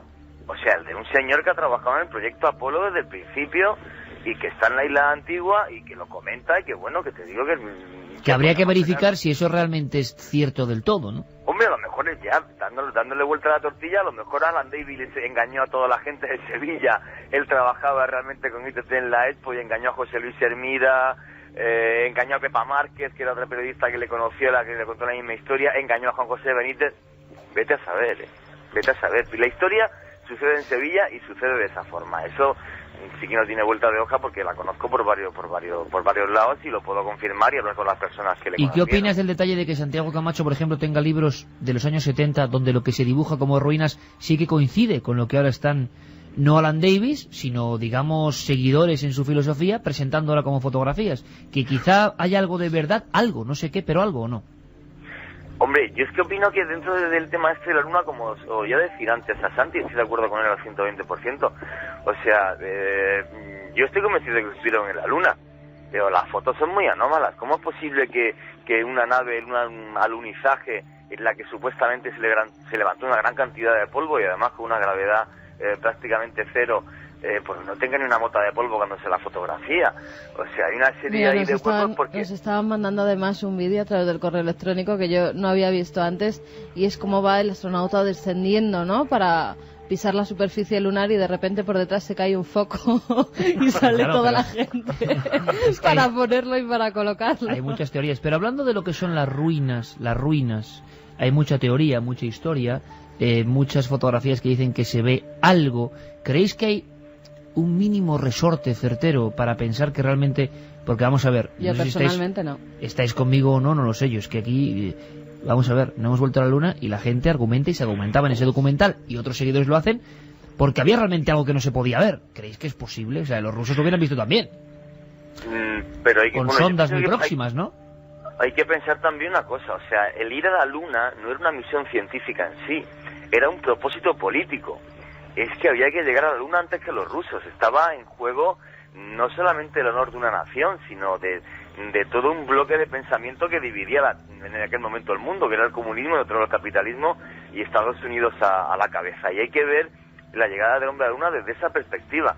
De ahí, por ejemplo, que cuando dice Santi, me parece muy sensato, o sea, si van a la luna y las fotos no salen, el tipo llevaba una Leica puesta como en el pectoral, pero no podía ni encuadrar ni nada, y los encuadres son perfectos. O sea, una cámara, para quien no lo sepa, una Hasselblad, una Hasselblad. Sí. Entonces, obviamente, o sea, no se podía fallar en eso. Todo el mundo sabe que el presidente de los Estados Unidos tenía un discurso preparado por si los astronautas morían y no podían regresar. O sea, realmente fue un fenómeno mediático, bueno, pues comparable quizás en su tiempo, y aunque no hubiera los más media que hay a día de hoy, a la llegada de Colón a América, ¿no? Está claro, Juanje, pero solo tenemos al señor Alan Davis, misterioso, podemos ponerle, es lo que hay, y a estos dos señores, ahora Ken Johnston y Richard Hoagland, tres, digamos, peces que nadan a contracorriente y dicen que esto, pero nadie más, ¿no? No, ojo, Horland tiene una parroquia de seguidores muy nutrida. Y no en absoluto, por hablarlo en lenguaje coloquial, no estamos hablando de frikis, es decir, él es un tipo muy bien conectado. Hay científicos, astrónomos, ingenieros que dedican mucho tiempo a esa Enterprise Mission, que es como él denomina su fundación, vamos a llamarla así, para este tipo de cosas. Y que sí que jalean sus teorías y aportan trabajo, es decir, no, digamos que él es la cabeza, pero él es la cabeza de un equipo de gente bastante nutrido. Lo que queríamos esta noche es poner lo que hay, lo que no hay. Esta es la noticia, las fotografías. Juanje, y brevemente, por favor, porque ahora vamos a ver otra cosa, también en un esbozo, pero que parece muy interesante y que nos conecta con el pasado. Y Santiago, también tu opinión. Porque Carmen y yo creo que aquí sí que coincidimos, ¿no? En que nos parece un poco lo del bombardeo de la Luna de posterior. Eso sí, yo nunca negaré nada, ya por una cuestión propia, porque mira, muchos científicos negaban que hubiera agua en Marte y ahora se tienen que tragar sus palabras. O sea, no negaré que pueda haber algún tipo de construcción, a lo mejor no construcción que la hayan hecho ningún tipo de personas ni de seres, si es que viven ahí algunos, sino que pueda ser propio de la superficie lunar, esas caras de Marte, pues de ese tipo. Igual que aquí tenemos montañas, pues que pueda ser alguna formación que se ha hecho allí. Ahora, que fueran y bombardearan algo allí, eso es lo que yo ya pienso que no es posible. Juanje, tu opinión. Estas teorías, tanto de Alan Davis como de estos hombres, como del reportaje que se emitió en España, en televisión española, hablaban de que hubo un bombardeo posterior para contaminar la Luna de alguna forma y no volver. ¿Tu opinión? Mi opinión, yo he visto la cinta de Alan Davis y o es el mejor mentiroso de la historia o algo realmente extraño vio. Lo que sí es cierto, como bien decía Carmen, que bueno, que lo que viese a lo mejor fuera algún tipo de formación natural que a él le confundió. Pero sí estoy convencido. Interesante perspectiva esa también, que el hombre viera algo realmente. Sí, yo pienso que él vio algo. Santiago. Hombre, si hay algo allí, yo creo que sigue allí, por una razón muy sencilla. Disparar un arma nuclear estratégica no es cosa baladí, ni que se haga todos los días, ni sobre todo que se pueda hacer en secreto. Claro, es que bombardear la Luna, por Dios, santo cielo, seamos conscientes, Santiago, es que ¿qué lo hace Estados Unidos y nadie se entera? Es decir, lógicamente, tanto en la época de la Guerra Fría como actualmente, todos los satélites espía, etcétera, de China, estaban de a todo Rusia, ritmo. Están allí viendo cualquier despegue extraño de lo que pueda ser un artefacto nuclear. Tú imagínate, por bombardear la Luna, arriesgarte a iniciar la Tercera Guerra Mundial. Pero incluso si se hiciese en secreto, pongamos que desde una lanzadera espacial consiguiesen mandar algo más pequeño y que pasase más desapercibido, la Luna tiene una geología que es así, que está cartografiada a la perfección, y de repente, variado. De la noche a la mañana sale un cráter nuevo, un cráter enorme, y nadie se da cuenta, sin que haya habido un impacto meteórico. Por otra parte, otra de las cosas que se han dejado en la Luna, que no digo que lo haya dejado gente, pues, o sea, la versión oficial es que lo ha dejado gente, pero también lo pudo dejar una sonda no tripulada, son sismógrafos. Esos sismógrafos que hubiesen recogido también ese impacto de ese arma nuclear, con lo cual... los propios rusos, que estaban siguiendo muy de cerca, con algún que otro fracaso, la Operación Luna, vamos a llamarlo así, hubieran sido los primeros en decir que algo estaba ocurriendo para mal, o de no conseguirse el hito de llegar a la Luna. Carmen, acabamos con un sondeo, un planeo lunar, nunca mejor dicho, a ver si a las 2:24 ha variado la opinión de la gente sobre este tema tan punzante. Bueno, el debate que tenemos aquí sobre la Luna también lo tienen en diferentes casas y nos lo hacen saber. Desde Palma de Mallorca, Alberto y Raquel nos dicen que nos solicitan por el programa, por los programas, y que en relación al tema de la noche sobre la Luna hay un debate en su casa. Alberto opina que no cree que haya nada de origen... Eso es lo mejor que nos pueden decir. Que no cree que haya nada de origen extraterrestre o alienígena en la Luna, y que si el hombre sí que ha estado en el satélite, aunque matiza que cree que no se llegó en el 69, es decir, que las fotos del 69 son un montaje y que se llegó más tarde. Raquel, por su parte, opina que debe de haber algo en la Luna para que no hayan vuelto después de tanto tiempo. Dice que lo que está claro es que estos debates que nos planteamos hacen que la gente exprese sus opiniones y se una una más. Pues la suya, siempre la recogemos. La verdad es que creo que se introducís en arenas muy movedizas. Yo encuentro anómalo tanta obsesión por ir tanto antes y acto seguido olvidarse. Carlos desde Albacete dice: ¿por qué creer que no vieron nada cuando a lo largo de la historia nos han engañado con miles de asuntos menos trascendentales para la humanidad?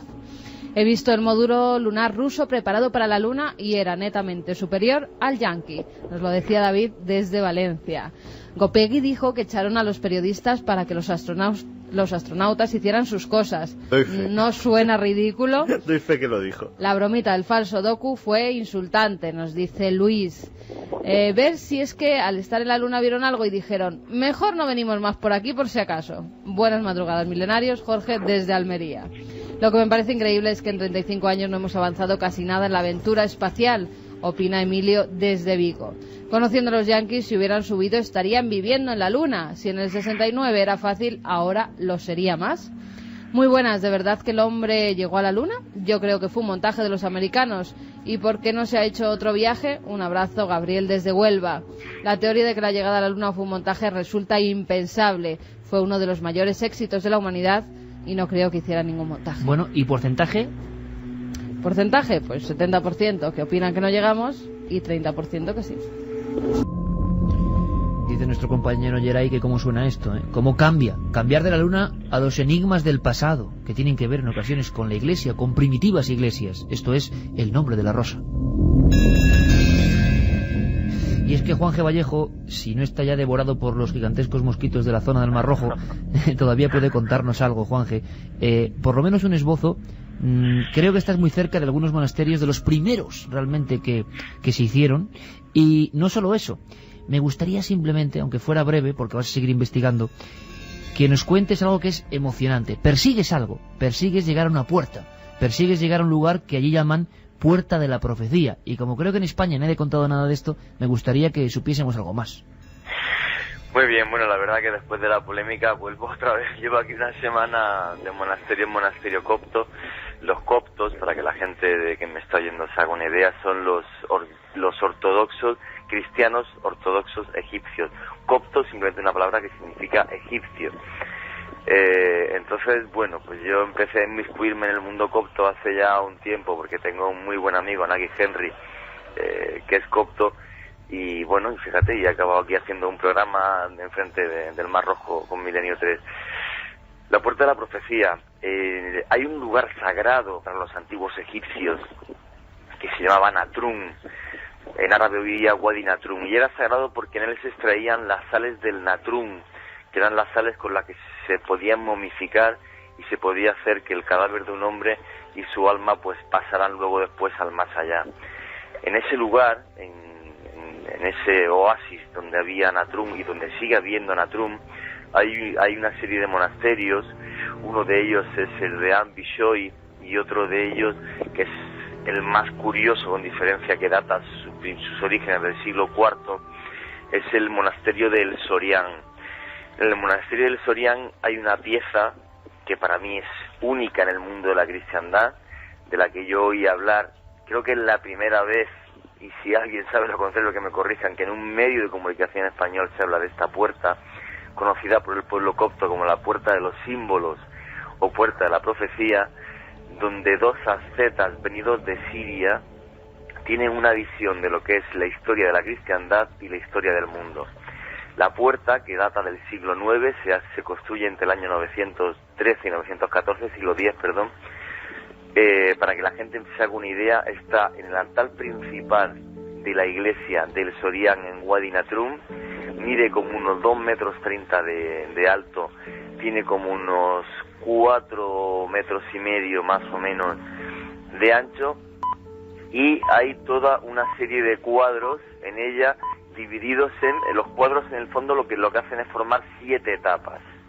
Una primera etapa donde aparece Jesucristo, la Virgen y algunos apóstoles, que es el principio y el comienzo de la cristiandad. Una segunda etapa donde unas cruces de marfil se van formando de una forma más o menos imperfecta, rodeada por unos círculos, que lo que simboliza es la expansión del cristianismo y de la iglesia, y los círculos que le rodean de un color mucho más oscuro, la cantidad de mártires que eso costó y de gente que murió. El tercer recuadro, lo que se ve es una división de la iglesia lo tengo delante de la chuleta porque si no es que no lo veo, porque no tengo ninguna luz. Lo que se ve en el tercer cuadro, exactamente, es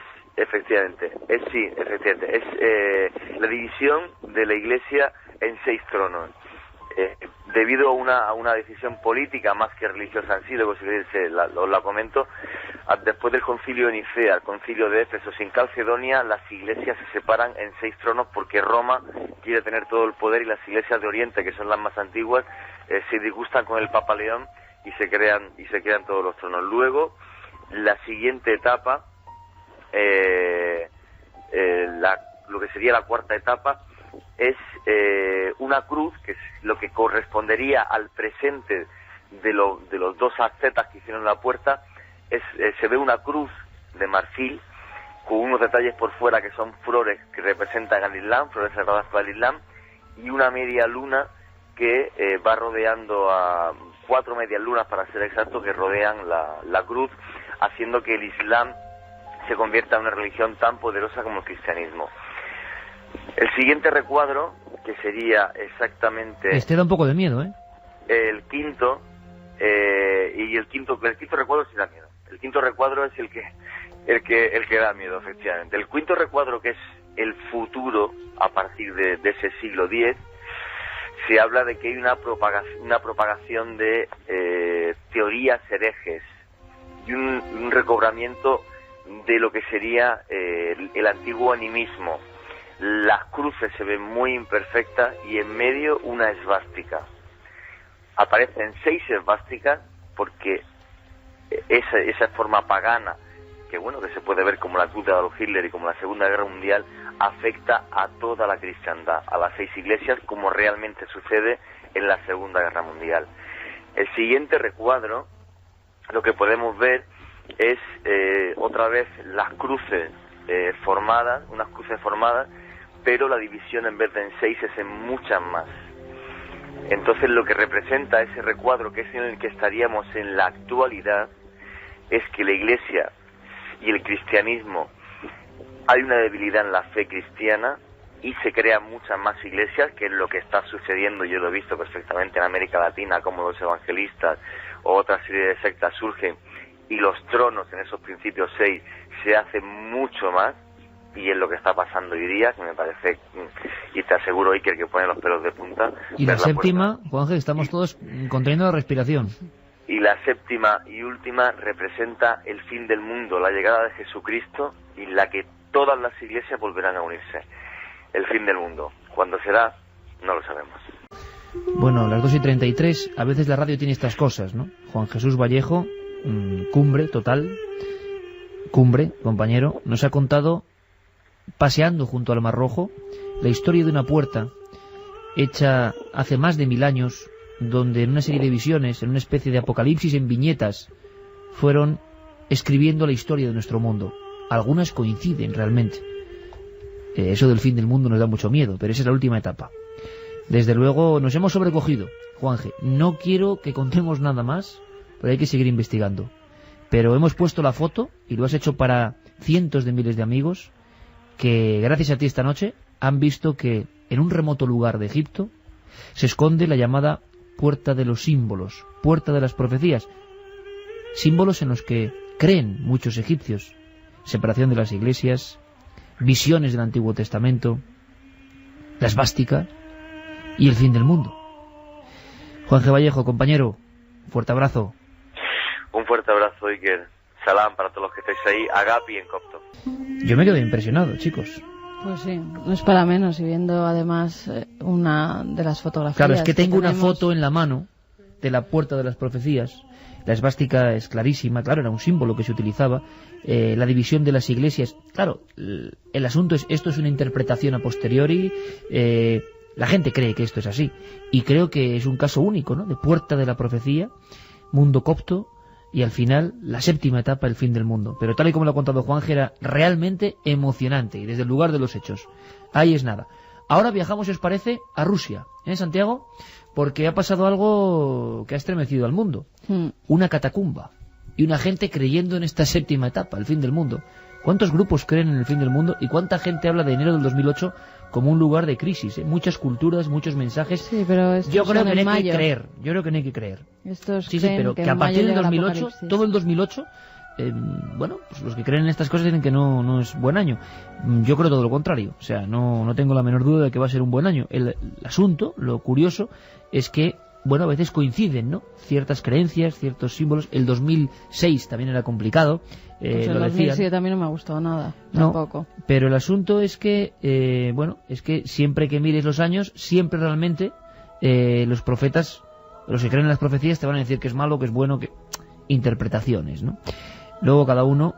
Pero el asunto de esta puerta es tan inquietante casi como el de la secta que espera el fin del mundo. Ahora mismo, a esta misma hora, están ahí en una catacumba y, por supuesto, vamos de Egipto a Rusia para que Rodrigo Fernández, nuestro compañero de la cadena SER allí, nos dé la última hora. ¿Qué está pasando con esa gente que está convencida y que dice que se va a matar allí prácticamente cuando llegue el arrebatamiento del fin del mundo? Víveres, bombonas de gas y bidones de gasolina tienen bajo tierra la treintena de fanáticos cristianos ortodoxos que esperan la llegada del fin del mundo en una catacumba en la provincia rusa de Penza. Los miembros de la secta, la Iglesia Ortodoxa Rusa Auténtica, aseguran estar cómodos en la catacumba que ellos mismos cavaron a 3 metros de profundidad y se niegan a salir a la superficie y regresar a la vida normal. Pero el líder de la secta, Piotr Kuznetsov, optó por no encerrarse con sus seguidores, aunque después de ser arrestado por la policía, aseguró que pensaba unirse a los suyos bajo tierra en más.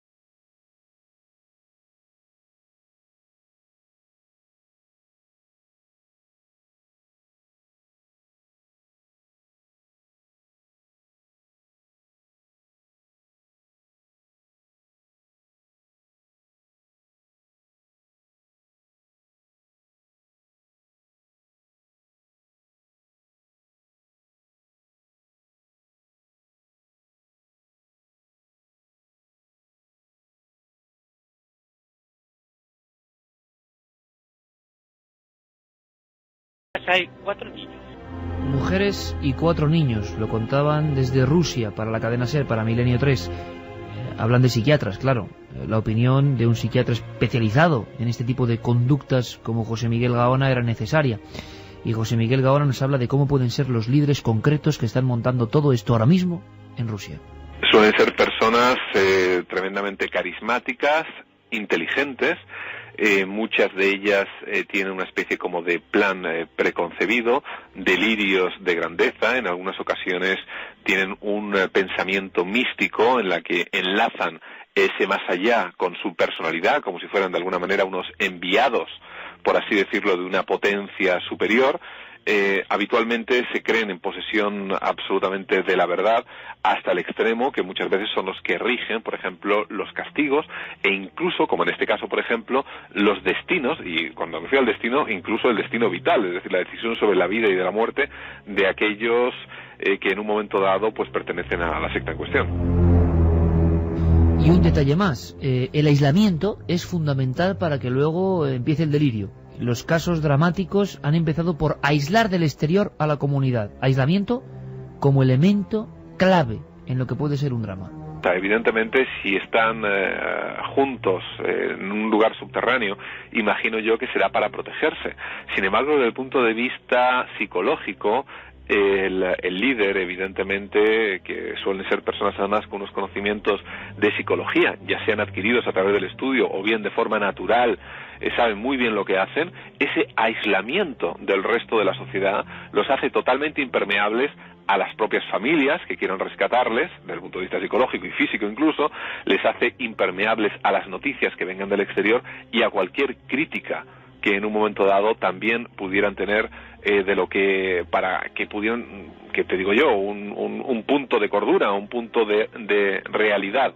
Yo imagino que la excusa puede ser que evidentemente se le haya vendido a los miembros de la secta como para protegerse, pero que en la realidad lo que se está pretendiendo es un aislamiento. Esto no suena, chicos, a otras historias, desgraciadamente. Esto suena, tiene tufillo a Waco, ¿eh? Sí. Además, es que sobre todo es que hay niños. Hay 4 niños en esa secta. Hay 4 niños a los que, si no rescatan de allí en mayo, pues posiblemente no lleguen a una edad adulta. Parece ser que son muy radicales. Parece ser que solo respiran a través de 6 chimeneas que han abierto desde las profundidades. Yo he podido ver esas imágenes porque para la televisión nos llegaban imágenes grabadas allí in situ, y veías como de esas chimeneas, que ahora ya está todo nevado, y simplemente tenían que quitar, incluso las fuerzas de seguridad, la nieve que había encima para que esas personas pudieran respirar, y ves cómo de allí sale el humo con el que las Pero cocinas lo quitaban que los del tienen exterior, dentro. o sea, ellos lo quitaban los del mueren. exterior, claro, es que están a bajo cero, están completamente nevados y solamente tienen 6 respiradores. Han acumulado 4 toneladas de comida para estar allí recluidos hasta mayo de 2008 y esperan que en marzo llegue el anticristo. Eso es lo que ha dicho tanto su líder como la gente que ha hablado desde las profundidades, desde las cavernas en las que están sumergidos. Bueno, yo espero que las autoridades rusas sepan cómo manejar este asunto, porque tienen precedentes ellos mismos muy malos, como puede ser el teatro Dubrovka, la masacre donde el remedio casi fue peor que la enfermedad. La masacre del colegio de Beslan. Las fuerzas del orden rusas no se han caracterizado por tener mucha mano izquierda para estas cosas. Y de hecho, el patrón se ha repetido en la historia muchas veces. 1978, Templo del Pueblo, en Guyana. Interviene la autoridad, en este caso en forma de la visita del congresista Leo Ryan. El congresista y todos sus séquitos son asesinados y luego 900 personas se inmolan. Templo de los Davidianos, en Waco, Texas. En este caso interviene la Oficina de Alcohol, Tabaco y Armas de Fuego, porque detectan que hay una actividad que es ilegal en el estado de Texas, que es convertir armas semiautomáticas en automáticas. Las armas semiautomáticas son legales en Texas, pero las automáticas, las ametralladoras, hablando en Guayana, están prohibidas, y lo que empieza siendo una redada rutinaria se convierte también en una masacre sin precedentes. Y ojalá tengan en cuenta estos precedentes y sepan que, por ejemplo, mientras tengan ellos al líder, digamos que esa bomba no tiene la espoleta todavía. Es decir, es precisamente esa la persona clave que tiene poder sobre vida y sobre muerte sobre sus seguidores. Ellos tienen la ventaja que no tuvieron en Waco, que no tuvieron en Guyana, de tener ese material explosivo humano que está ahí concentrado sin el detonador. El detonador lo tienen en su poder.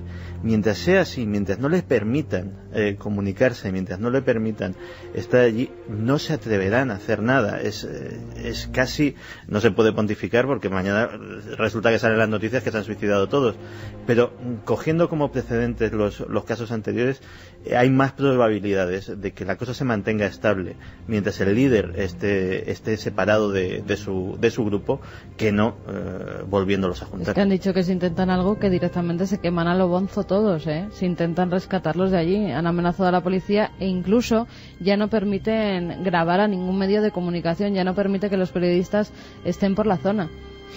Esa es la historia, la noticia. Seguiremos muy atentamente cualquier detalle novedoso, porque es la mente humana y sus misterios. Las sectas que buscan el fin del mundo. En el siglo IX ya lo pintaban, ¿no? O lo esmaltaban en esa puerta de la profecía. No hemos cambiado mucho, por desgracia. Y bueno, ¿qué deciros de la Ouija? ¿Y qué deciros del pánico? Sobre todo en algunos lugares. Colombia está siendo muy afectada por oleadas. Seguimos hablando de la mente humana y de sus diablos y sus fantasmas por casos estremecedores. Psicólogos, exorcistas, chicas muy jóvenes, todo en un cóctel que da miedo porque está pasando. Y si está pasando, hay que contarlo. Hace esta crónica con documentos interesantísimos de lo que ocurre ahora mismo nuestro compañero Carlos Largo.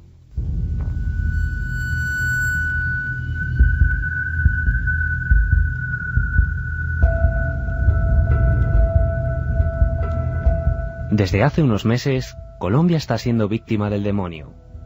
Casualidades o no, lo cierto es que en periodos muy cortos de tiempo, el país ha vivido extraños y similares casos de niñas poseídas por espíritus infernales, tras jugar a la Ouija en regiones muy distantes entre sí. Hace tan solo 7 días, recibíamos la noticia de la maldición de varias mujeres de entre 14 y 25 años en la región de Betulia, Sucre. Todo comenzaba así. Hubo una niña que cayó poseída por un espíritu, pero la gente de la comunidad pensaba que era espíritu de nervio. Pero a los 3 días cayeron 2 más y a los días siguientes cayó una más y fueron cayendo una hasta completar 8. Fueron 8 niñas poseídas por espíritus malignos, los cuales la gente estaba mirada y ellos pedían ayuda. Estaban agresivas, decían cosas horribles, maldecían, trataban de pegarle a las personas que se le acercaban y si le acercaban un rosario lo partían y salían con cañas a pegarle a la gente y la gente salía corriendo. Poco a poco la agresividad de las chicas poseídas fue en aumento y los habitantes de la población colombiana bajo el mando de Luis Guillermo Hernández, docente de la Renovación Católica Carismática, se vieron obligados a tomar decisiones de manera muy urgente. Había que acabar con el dolor de las muchachas. Había niñas de 15, de 18 y de 22 años. El más grave lo tenía una niña que se llama Vanessa Martínez, que ella, tuvimos que agarrarla entre 10 para hacerle el exorcismo. Con ella era tanta la fuerza. Entonces yo busqué un grupo de servidores y con la ayuda de un sacerdote las metimos en la capilla Santo Domingo de Guzmán. Duró 4 horas la liberación y una de las niñas se abalanzó, eso fue el caso, se abalanzó contra el sacerdote a pegarle. Pero como los servidores tenemos autoridad para reprender esta clase de espíritus, esta clase de demonio cayó al suelo privado. La tragedia ya ha pasado. El proceso de liberación de las mujeres dio resultados positivos, pero las consecuencias de la fuerza con la que fueron poseídas ha dejado algunas secuelas en ellas. El estado actual de las muchachas, hay 6 niñas completamente bien, pero 2 no han quedado con lesiones de nervio, de miedo, se encuentran como muy maltratadas.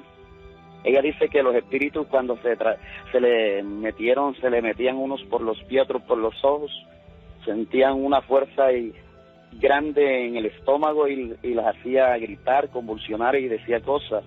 Y habían 2 niñas que hablaban como hombres, no como, le cambió el hablado en ese momento. Pero el caso de Betulia no ha sido el único ocurrido en Colombia este año. Hace escasos días, a principios del mes de noviembre, 9 niñas de la región de Tolima cayeron enfermas tras jugar a la Ouija en su colegio. Andrés Restrepo, redactor del periódico Tolima 7 días, nos relataba así lo sucedido. Pero misteriosamente, el día 8 de noviembre, una de las niñas empezó a convulsionar en el salón de clase. Inmediatamente las compañeras la acogieron, la cargaron. La niña, a pesar de medir solo 1,60 y ser de una contextura liviana, tenía una fuerza sobrenatural, decían las mismas compañeras. Los fenómenos no solo se desarrollaron durante el primer día, lo peor aún estaba por llegar. Al día siguiente, cuando iban a ingresar al salón de clase, se encontraron las 8 niñas que estaban jugando tabla Ouija y las 8, apenas se vieron, empezaron a convulsionar y a gritar. Ese fue el espanto, nos decía el profesor del rector del colegio. Empezaron a correr los niños, todo el mundo no sabía qué hacer, entre los profesores como pudieron, cogieron a las muchachas y las llevaron al hospital El Rey. El miedo sigue presente entre los ciudadanos del municipio, sobre todo después de que las propias niñas pudieran expresarse y contar lo sucedido. El maestro de todas ellas en el arte de la Ouija había sido un misterioso muchacho de 17 años que había aparecido repentinamente en la región. Empezaron a jugar la tabla Ouija porque la llevó un muchacho que no conocían. Misteriosamente en Villarrica, que es un pueblo donde no va turistas, apareció un niño de 17 años que venía a Bogotá, vestía todos los días de negro, nadie lo conocía, nadie sabía dónde había llegado ni dónde vivía, y él les enseñó a jugar. Y el día de la misa de sanación, de la misa de liberación, el muchacho desapareció misteriosamente. Este municipio, como te digo, queda en la cordillera oriental. Solamente hay 2 rutas de buses que salen, a las 5 de la mañana y a las 10 de la noche. Y la muchacha que vende los tiquetes en ese municipio dice que ese niño no compró tiquete, y los conductores lo sacaron del pueblo. Y el día de la misa, vuelvo y te repito, desapareció misteriosamente este muchacho. Los síntomas en las muchachas se repiten una y otra vez en todos los casos ocurridos en Colombia durante los últimos meses. Distintos lugares, pero un único hecho. El fenómeno de la posesión del demonio está sembrando el pánico entre los habitantes de estas regiones. No obstante, los buenos resultados conseguidos por cada uno de los procesos de liberación que han sido realizados hasta el momento ayuda a pensar que el sufrimiento de estas niñas del demonio, como ya las llaman, terminará muy pronto y acabará para siempre.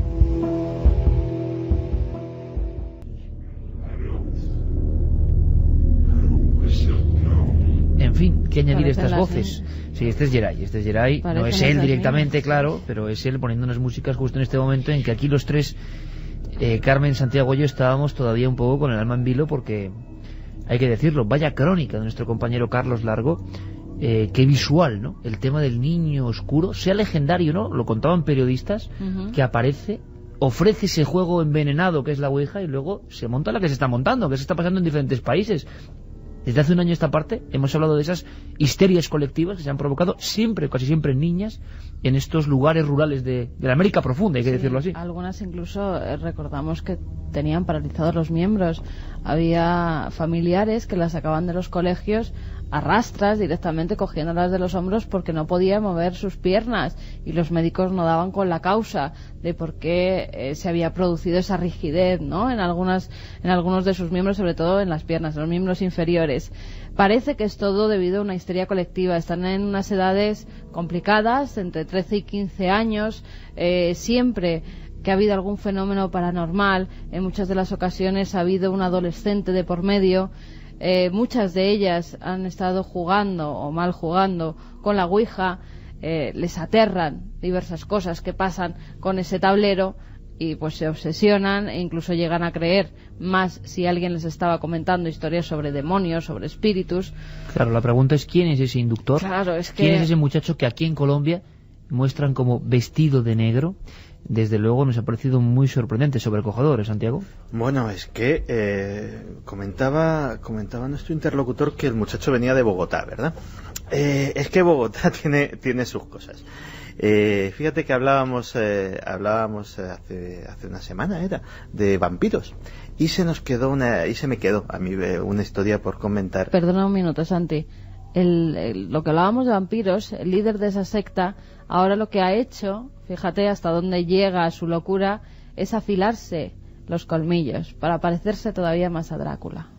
Pues fíjate que lo que tenía que comentar es que en Bogotá, concretamente, en 2002 surgió una fiebre similar, pero en este caso ya que se llegaba a hacer atracos a mano armada a bancos de sangre, que eso ya más de película no puede ser, e incluso asaltos callejeros, pistola en mano, para a una joven, a un muchacho, abrirle un corte en la muñeca izquierda, no me preguntes por qué, pero siempre a la izquierda, y la banda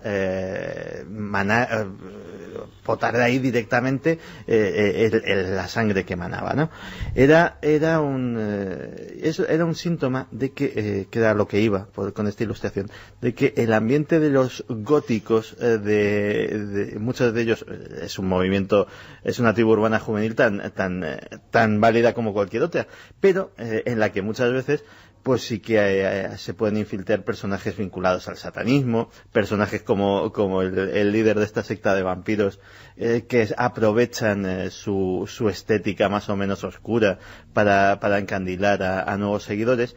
Y en Bogotá en concreto sí hay un núcleo importante de esta tendencia, con lo cual no me extrañaría nada que este inductor pues procediera de allí.